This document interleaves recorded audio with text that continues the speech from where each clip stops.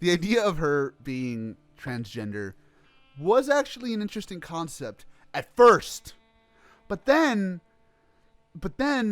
they kind of just kept bringing it up over and over and over really tactlessly to just solve any problem that Pink had. Like it's like at the point where it's just like a person who is about to quit McDonald's is like, oh, you shouldn't quit McDonald's because I'm trans. It's like, I don't like, it was like that. Like any little problem that came up in the show, they tried to use that. Again, I just think it kind of came off a bit tactless the way they were doing it. Again, I don't mind the idea of them being transgender because I thought that would have been interesting. And at first they were kind of treating it with the grounded seriousness that you would hope. Like, it's to the point where, like, what the fuck was his name? Ichikia. I thought it was Daiji from fucking Revice for a second. Anyways, but, like, they started treating it with, like, some sort of seriousness where it's like, oh, he's trying to come out to his parents, but he's kind of afraid of that and blah, blah, blah.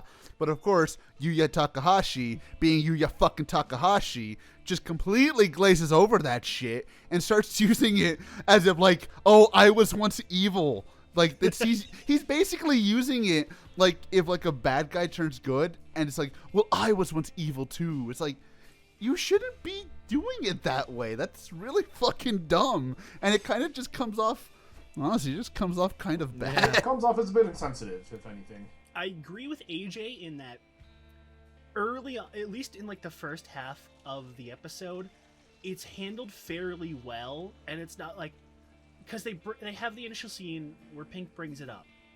And then it doesn't really like come up at all through the rest of the episode. Like Taisei's talking about like, oh, well, we need a Pink. We need a fifth member. It's like, well, let's just look for fucking whoever. It's like, no, Pink's gotta be a woman because Pink is always a woman. That's the rule, you know, which, fair enough. I'm fine with that kind of meta joke there where it's like, no, we absolutely have to have Pink be a woman. You know, there's that whole playoff with them there.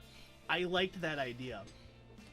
But then, like, the rest of the episode, they just kind of, like, forget to bring it up in scenes where it would be like reasonable to, and then like there's the whole thing again where he starts trying to come out to his parents, where I liked the idea. It's like, well, okay, let me start small, let me try with mom first, and then dad comes home. It's like, well, okay, dad is kind of like, you know, traditional family roles and all of that, so we're gonna put that on the back burner. But then the rest of the episode doesn't get brought up again. And then at the end, Pink comes out to the rest of the team after they're accepted onto the team. It's like, oh, well, we'll just help you with your family problems, guy that we've known for like a fucking week. I mean, sure, you're on a team now and we're friends, but like, we'll help you with this very sensitive personal problem. And that was like, all right, not too big of a fan of that. I mean, it could be any context, you know. It could be, oh, Pink is gay, Pink is whatever you want to say, any kind of like sensitive thing that you would want to keep secret from a family or yeah, people. You know, in any context, having it be like, oh sure, random person that we've known for a week, we'll insert ourselves into your family drama is like, I'm not a fan of that personally. Like, again, like if I were like in a real life situation, if I had, you know, come out to a group of people, it's like, oh hey, I'm gay, but you know, I don't like to talk about it, you know, with family, and they're like, oh well, we'll help you come out to your family. Like, no, motherfuckers, like that's my problem. I don't want you involved. Honestly, I thought that's where that was going. Like the way that they said in the episode, I thought they were gonna be like, "Yo, Red, calm it down, bud. That's like, not what we're doing here." Okay, there's a limit to when we need to be heroes. It's a sweet, basically, a sweet gesture, but it really is not any of his business. It's yes. It's Ichika's business. The thing I felt like I was watching is like, this feels like something I'd see in Force. This feels like something Gentaro would do. However, this is an inappropriate moment to have that kind of thing, as we've all been clearly saying. Yeah, like in literally any other context, that wouldn't be as jarring. But that's one of those like, okay, I understand it like as a moral support thing. That's fine. But being like, yeah, we'll help you with your problems, confronting it directly, I'm like, no, that is a terrible idea. Why would you do that? That's like like that's like when the fucking people on like Tumblr or whatever do like a comic of like they do the fucking and then everybody on the bus clapped shit. Like that doesn't fucking work like that in real life. It's not gonna fucking work. It's gonna make things worse. Are you kidding me? Hey everybody, this is AJ. So, quick little addendum because this came out just recently with a conversation I had with a person who does speak Japanese and had a bit of a problem with one of our points in this video because of the translation that was given in the actual show. So, this picture is not entirely correct.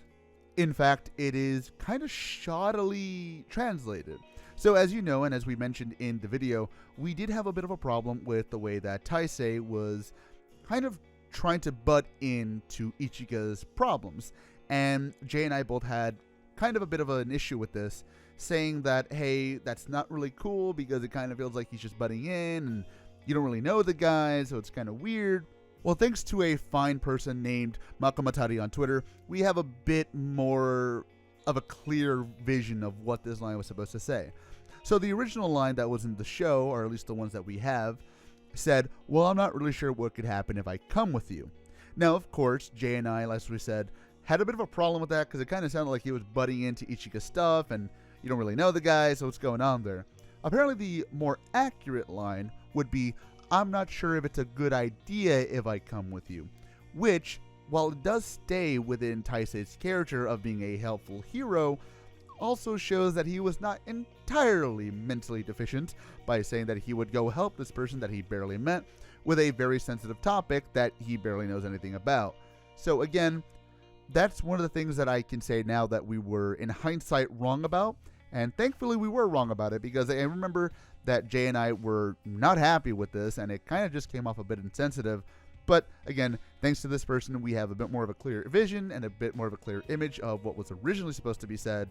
And as we said in the video, the entire show was kind of subtitled a bit blunt force trauma, so it was very weird. But again, thanks to this person, we now have a better image, and thankfully that clears up one of the bigger problems that we did have with the show. So, addendum over. Thanks for listening.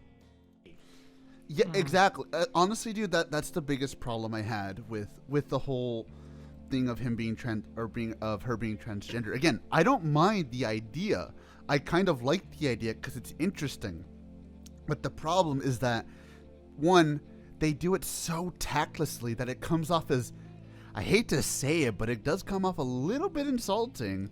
And two, because it's Yuya Takahashi and we know this guy doesn't dwell on anything for any amount of time. We saw this in X-A, we saw this in 01. He doesn't give anything the proper time. It's literally just been like, it literally just gets glossed over like, oh, you just came out? Yeah, that's cool, but there's a monster, so put your fucking personal problems aside.